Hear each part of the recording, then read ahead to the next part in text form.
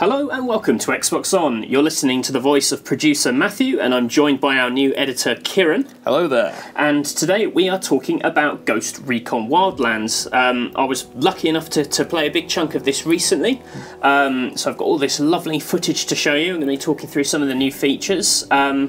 But, you know, when you think Ghost Recon, you probably think, like, incredibly elite stealth. Yeah, like, they are the best of the best. Like, they go in and stop a war before it even starts. Exactly. Well, I went in and started a few wars when they probably should have been stopped. Oh dear. Yes. So, we've made a video of 5 times it went horribly wrong in Ghost Recon Wildlands.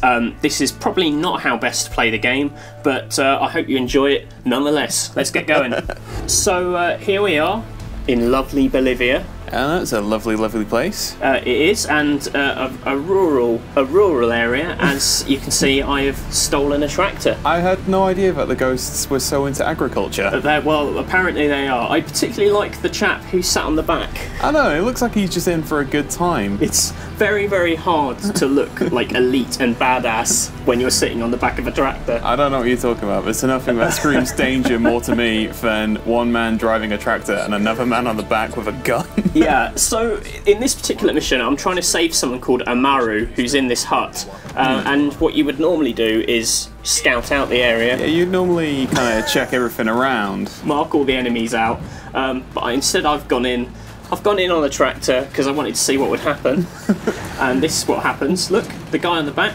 I know, he's, you're kind of both going to town. You're giving that tractor what for at the same time. Yeah, well, you know, I had 2 aims here. I wanted to take down the evil cartel members, and I also wanted to smash up their tiny walls. I don't blame you. So, you know, if they're going to fail, they're also going to have to rebuild all those walls. That's going to slow them down. That's probably money the cartel doesn't want to be spending. I know, you mean, at the same time, though, you are plowing the fields for them. Yeah, well, there is that.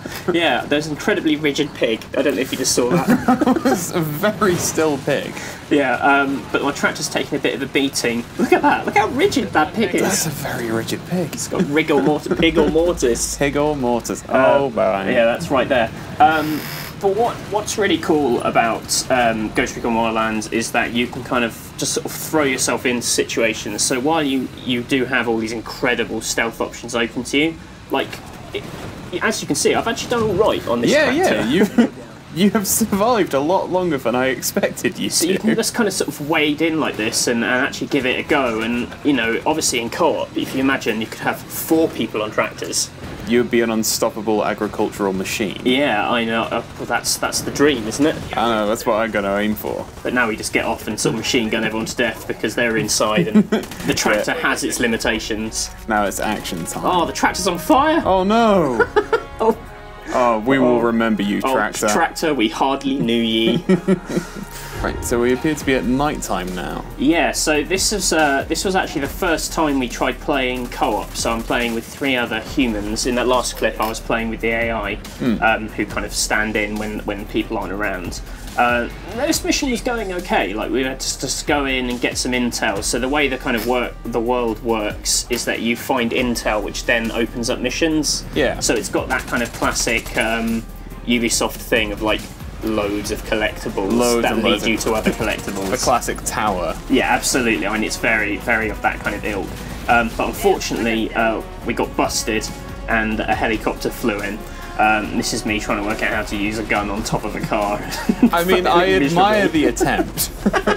I looked at the gun. Yeah, you got close to the gun. Yeah, but then I decided to just give in and let someone else hop in. So this is a really cool thing in co-op because obviously people can then get in the vehicles with you, they can shoot out the windows, or if they've got mounted turrets, they can kind of climb on top and hop into that. I think when the helicopters have come in, you've kind of blown it. Yeah. It's kind of the game's like ultimate punishment because it's just like death from above. Yeah, I mean, the ghosts are an elite unit, don't get me wrong, but there reaches a point where you realise you're just a human, and that's a helicopter. Yeah.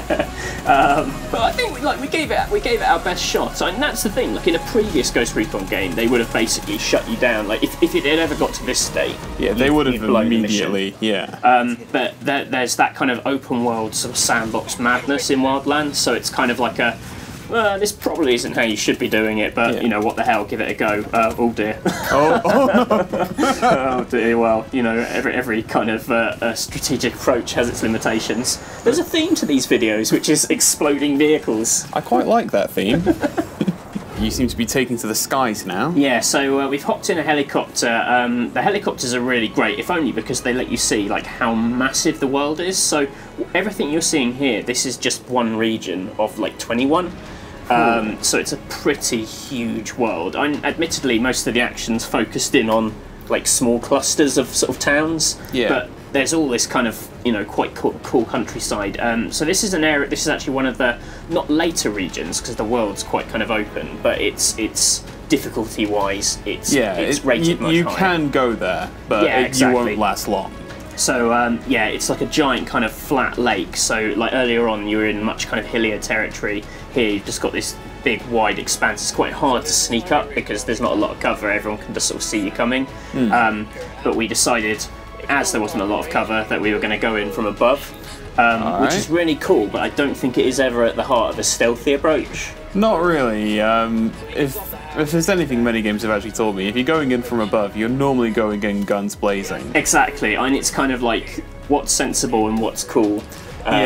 So we're going with, and of course, you've got to fly that thing really high so that you can get a nice shot. That's me jumping out of the helicopter. The hilarious thing with this is you always jump out and parachute, which means that there's always a helicopter falling from above. Yeah. Which is just like the opposite of stealth, but you can see the world and it looks amazing. It is how big that gorgeous. Yeah, parachute time, very sensible. Unfortunately, you can see why this is a failed stealth. You'll see that people will begin to spot me. There's these sort of red markers that appear. And they sort of go ding, ding, ding, ding, ding, ding, ding, and people have begun to see over here on the left. Yeah, that means we've seen you. Yeah, busted.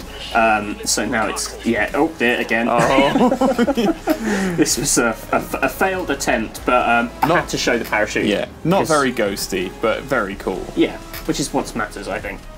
So here, this is another later co-op mission. Actually, this is just us driving between missions, I think. And basically, what I wanted to show here was just how kind of chaotic all the faction stuff can become. So the world is kind of governed by factions. There are rebels, there's the cartel, who are the big baddies, but there's also the kind of military and, you know, the police who are kind of in the pocket of the cartels. And, you know, you can do operations which kind of dent different factions and kind of affect how they kind of work in the world. So if you look on the mini-map, those purple cars, they're not cartel, they're like police, who are normally kind of just minding their own business, but if you kind of pick a fight with a cartel, it can kick off. And what I just wanted to show is just like how like crazy things can get when you kind of end up in a kind of in the middle of two factions, because then I think the cartel turn up as well, and it all gets a bit kind of chaotic and messy. This is me sitting in a car, sticking out the window. Oh yeah, this. Like a cool guy. Yeah. Oh, I love explosions in games. I think sitting, just throwing, my weak attempts to throw grenades out of a car window. I think that's how far we've strayed from proper Ghost Recon play. At the same time, you might have strayed away from proper Ghost Recon play, but we have stuck to the theme of exploding cars. Yeah. Oh yes, of course. We should get an achievement for that. But yeah, what's really cool about Wildlands, this thing I really enjoyed about my time with it, was just how kind of chaos can kind of spawn out of nowhere, because my big concern was that all this open countryside was just going to be a bit barren. It gets to a point where if you've got a giant world, if there's nothing going on, it becomes boring. Yeah, right, exactly. But this doesn't happen here, because like these sort of organic kind of fights can sort of come out of nowhere, and then all of a sudden you're in what feels like a really exciting action scene, but it's kind of completely of your own making. Yeah, oh my god, there's so many purple cars. We really did badly here. I know, basically, when we were playing this, a lot of the time it was, if there are this many enemies, you basically just had to leave the area and just get the hell out of there. Like, it's very, very hard to win the firefight. I mean, you can kind of, you've got some pretty awesome firepower, but yeah, flee, get the hell out of there. You got the awesome firepower, but you got your limits. Yeah, which is very sensible to get out there, and hopefully this clip won't end with this car exploding. Look, one of us is on a bike! Hey. Oh my god, this is so exciting. This is us on a very miserable rainy day. It was a very cold day in Paris, but a very wet day in not so sunny Bolivia. Yeah, this was a mission which we kept messing up. Dear. Which obviously is continuing our theme. There was a sort of double agent who was hidden amongst the enemies. So the idea is to kind of go in, find him, and then kind of extract him. But if the enemies see you, then they kind of work out what's going on and they murder the double agent. Yeah. Yeah, and you fail, which we did. Many times. So this is just an exciting montage. This was us trying to, this is me. I thought I'll stand up here, start marking. But then I got a bit trigger happy, and I'm not as slick with the trigger as I should be. You begin to see the other markings. All the other marks are kind of slowly picking up on it, and they are slowly starting to see you.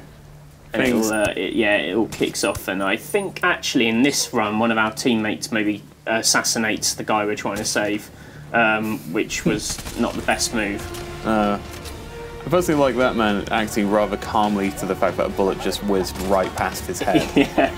But what I liked about this mission though is it felt a bit more like you were out in the natural environment, like it kind of got you out of the bases, which have got a lot of kind of like man-made cover. Very set up. Yeah, absolutely. They're more like design levels. Where here, this actually reminded me a bit more of like almost like a Far Cry.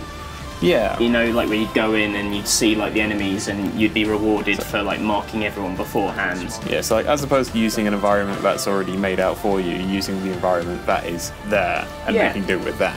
And it's got like a great sense of scale, like in terms of like the range of where the enemies are. There's a really nice height to a lot of it, and I think that's one of the things that really benefits from with this sort of Oblivion setting is it's really like hilly and mountainous. So there's loads of like great spots where you can kind of look down from above and kind of spy into villages. Oh, look at that! I got them through the windscreen. Nice. That's pretty good. Maybe I am all right at this after all. Yeah, maybe it's your team that were letting you down. Yeah, well, yeah. Oh, no. Oh. This guy has died 1,000 deaths. I really feel for him. Maybe this time. In one of the many infinite multiverses, he's actually living a quite happy life. Yeah. He's actually a bit of an interesting character. Well, he's not much of a character. I couldn't like say what his name is or anything, but you're trying to extract him, but then he also seems really unhappy about that. It's not like he's a double agent or something. I must admit, I think I was firing my machine gun when they were doing the mission briefing, so I'm not entirely sure what we were trying to achieve. What we know is there is a guy, and we need to get the guy. Yeah, there he is. He's the yellow one. He's the chap we're trying to save, so he's looking quite nervous. Actually, one thing I would say for it is there's loads of chat in the game, loads of dialogue, and they've tried to like give the ghosts like slightly like not comic personas, but they kind of tell jokes and they kind of chat around. It actually, of all the things, it reminded me of Final Fantasy 15, like where the guys are in the car, because like, when you're driving long distances, which is often, they'll all be sitting there going, in the car in Ghost Recon, they'll all be kind of going, do you ever hear that one about the CIA agent and the FBI guy? And you'll be like, oh, all right then, tell me this joke. Which is quite a fun bit of colour. So it's kind of, I think it's taking itself a little less seriously, which for me, who I like quite silly action games. Yeah. In the boot. There we go. Yeah, I think you can hear him in the boot when you're driving, kind of moaning about it. To be fair, I think if someone slammed me into a boot during a situation where I did not want to be extracted, I would be pretty mouthy. But so actually we end the video with a rare moment of success. I like it. We only died like 15 times on the way there. Let's not bring that up. But yeah, it's a success for us. Huzzah! Good stuff. So there we have it. 5 times stealth failed us miserably in Ghost Recon Wildlands. Well, the stealth might have failed you, but in many cases, you still actually accomplished your mission. Well, yeah, and my mission was to have fun. So well, there we go. Mission success as far as I'm concerned. You can get in on the Ghost Recon Wildlands action as well. There's a closed beta this weekend. You can hop on by following instructions in the description below. We've actually got a code down there which you can use to get an invite. There's only 100 invites attached to that code, so get them while they're hot. And if you get to play the beta over the weekend, make sure you comment, tell us what you got up to, tell us all the mad things you've done. We've got loads of Wildlands stuff lined up, so you're going to be seeing a lot of it on the channel, so I hope you enjoy it. If you enjoyed this video, don't forget to give it a thumbs up and subscribe to the channel for more Xbox goodness, and we will see you again soon. Yeah, we'll see you soon. Bye.